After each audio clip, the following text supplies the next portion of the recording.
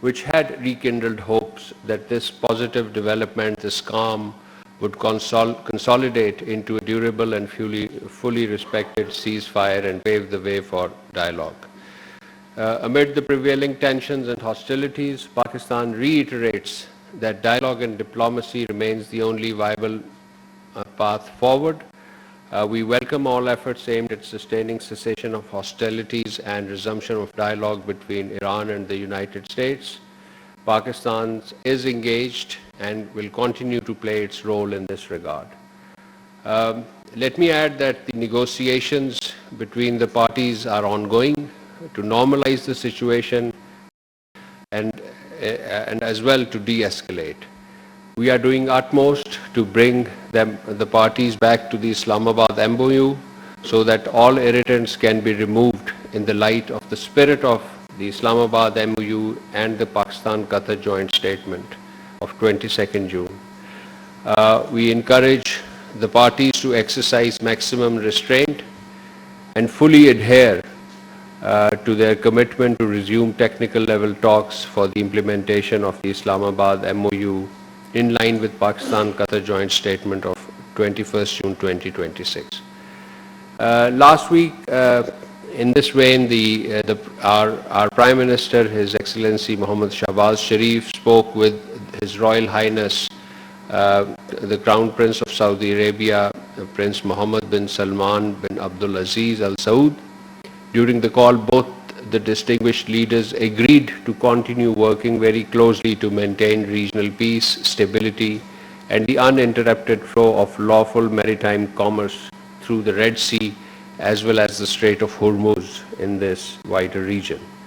Following up on this important telephone call, and 2 days later, on the 25th July, the Deputy Prime Minister, Foreign Minister, Senator Mohammad Ishaq Dar, held a telephone conversation with the Foreign Minister of Saudi Arabia, Prince Faisal bin Farhan Al Saud. They discussed the latest regional developments, reaffirmed the close and brotherly ties between Pakistan and Saudi Arabia, and underscored the importance of continued diplomacy and constructive engagement for regional peace and stability. On 28th June 2026, the Deputy Prime Minister, Foreign Minister, held a telephone conversation with the Jordanian Deputy Prime Minister, Foreign Minister, Mr. Ayman Al-Safadi. The two leaders discussed the worsening situation in Palestine, condemned Israeli actions, and emphasized coordinated diplomatic efforts and reaffirmed their commitment to regional peace and security. And yesterday, ladies and gentlemen, you all covered the visit of the Foreign Minister of the State of Kuwait, His Excellency Sheikh Jarrah Jabir Al Ahmad Al Sabah. He was in Islamabad for an official visit at the invitation of our Deputy Prime Minister, Foreign Minister. This was an important visit, both in regional context as well as in bilateral terms. Pakistan and Kuwait reaffirmed their strong, long-standing bilateral partnerships, agreed to deepen cooperation, particularly in trade, investment, energy, IT, agriculture, education, health, and other priority sectors through sustained high-level engagements and establishment of the joint working groups. The Deputy Prime Minister and Foreign Minister welcomed Kuwait's ratification of Pakistan-Kuwait Defense Cooperation Agreement, describing it as a significant step towards strengthening institutional defense ties and collaboration between the two countries. The two sides also exchanged views on regional and international developments and pledged to continue coordination at multilateral forum and reaffirmed our shared commitment to further advance this important fraternal relationship. Ladies and gentlemen, last Friday, the Deputy Prime Minister, Foreign Minister participated in the Shanghai Cooperation Organization Council for Foreign Ministers meeting in Kyrgyz Republic. He reaffirmed Pakistan's commitment to the SCO Charter, regional connectivity, peace, China-Pakistan Economic Corridor, as well as the China's flagship Belt and Road Initiative, while and also invited the SCO delegations to the Commonwealth Heads of State Summit that is to be held in Pakistan in 2027. On the sidelines, the Deputy Prime Minister and Foreign Minister met the Foreign Minister of Kyrgyzstan, China, Iran, Kazakhstan, Belarus, Tajikistan, and he also called on the President of the Kyrgyz Republic, the host of this event. He also conveyed Pakistan's readiness to assume SCO chairmanship for 2026-27, and the consequence of that, as I mentioned, would be the holding of SCO Foreign Ministers Conference in the middle of next year, and followed by the SCO Heads of State Summit towards the second half of 2027. Ladies and gentlemen, Deputy Prime Minister, Foreign Minister also met 2 days ago with the U.S. Congressional delegation. It is a 33-member delegation from corporate U.S., the business delegation. This was on the 28th of July. The DPM highlighted the positive momentum in Pakistan-U.S. relations and reaffirmed Pakistan's commitment to strengthening bilateral ties through enhanced parliamentary engagements, economic cooperation, and people-to-people exchanges. Turning to developments in Palestine, on 24th July 2026, the Foreign Minister of 8 Arab Islamic countries, including Pakistan, issued a joint statement strongly condemning Israel's action and restrictions in Jerusalem, particularly concerning the Al-Aqsa Mosque. They called on the international community to uphold international law, protect the right of Palestinians, and preserve the religious and historical status of the holy city.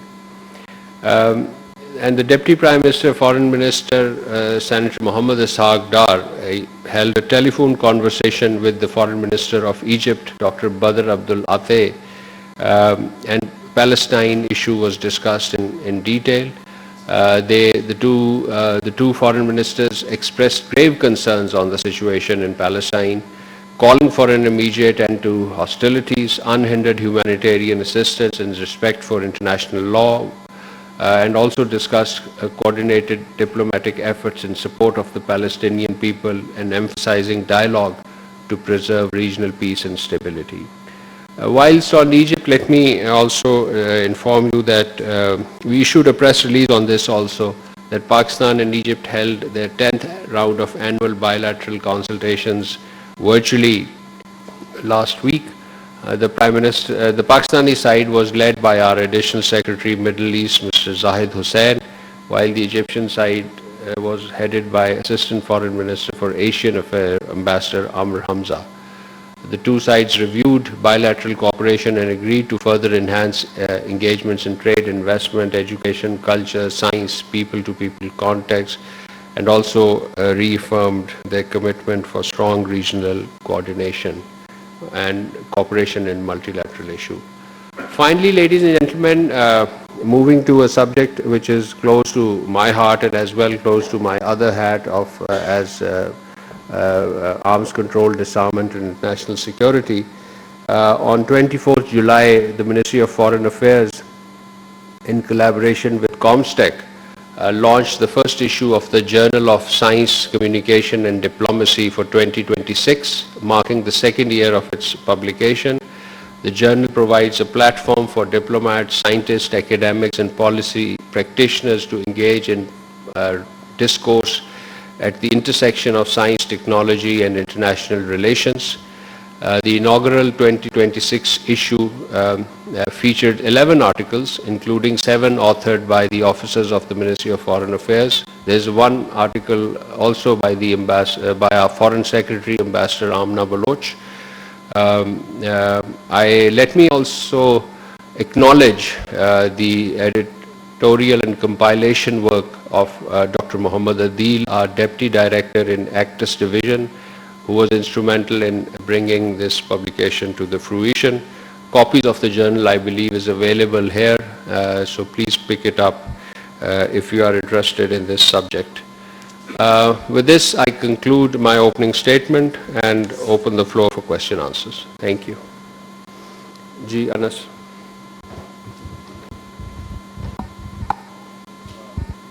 Thank you so much, spokesperson.